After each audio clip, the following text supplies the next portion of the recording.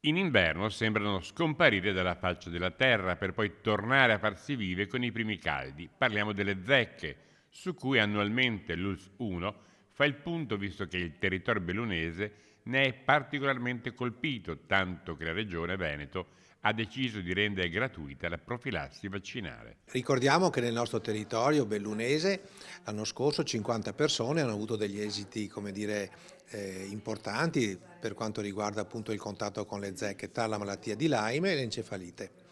E quindi va posta veramente molta attenzione quando si esce utilizzando tutti quegli accorgimenti utili appunto per prevenire la puntura di zecca.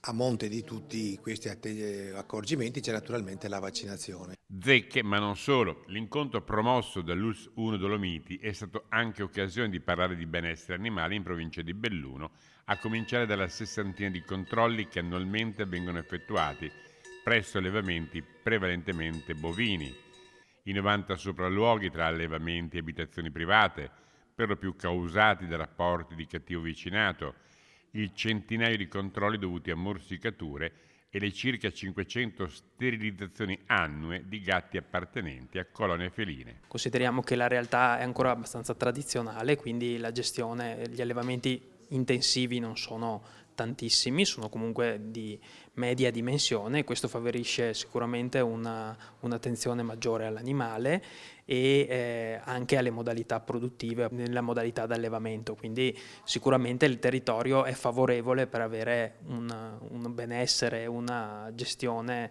degli animali accurata e attenta.